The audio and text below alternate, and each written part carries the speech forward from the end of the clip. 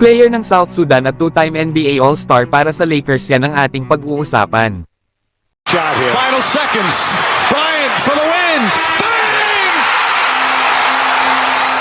Player ng South Sudan na naglaro sa Paris Olympics ngayong 2024 ay kinuha naman ng Cleveland Cavaliers para sa kanilang two-way contract. At ito nga ay walang iba kundi ang power forward na si JT Thor na may edad pa lang na 21 years old.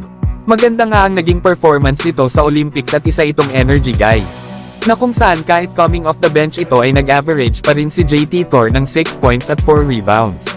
Bagamat hindi man sila nag-qualify sa knockout stage, ay impressive naman ang kanilang ipinakita sa Paris Olympics.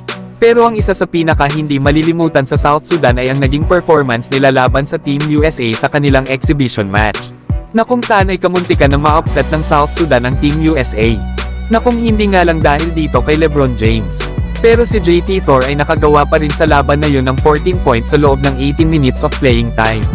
Dati na nga rin itong naglaro sa NBA matapos itong madraft ng Charlotte Hornets bilang pang 37 overall pick noong 2021 sa NBA draft. Pero ngayong summer nga ay tanging Cavaliers lang ang nagbigay sa kanya ng kontrata. Kaya pagkakataon na ni JT Thor na ipakita ang kanyang best performance dito sa Cavaliers. Para naman kapag nagkataon ay ma-upgrade sa standard contract ang kanyang kontrata. Samantalang dapat daw kunin ng Lakers ang two-time NBA All-Star na si Victor Oladipo. Nahuli pa nga itong naglaro ay sa Miami Heat noong 2022-23 season, na kung saan sa kanyang 42 games dito ay nag-average siya ng 10 points, 3 rebounds, 3 assists at 1 steal per game. At meron naman itong 33% shooting beyond the arc. Hindi nga ito nakapaglaro last season dahil sa kanyang injury. At ngayon ay available na itong mag-sign sa kahit saang kupunan. Si Oladipo pa naman ang isa sa mga best shooting guard sa NBA.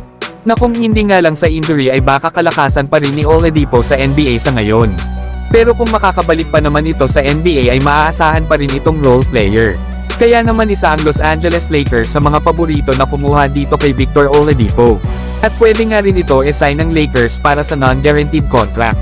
32 years old pa lang naman si Oladipo kaya solid pa rin ito sa roster ng Lakers basta manatili lang itong healthy buong season. Pero kayo mga idol, gusto nyo ba na makuha ng Lakers si Victor Oladipo?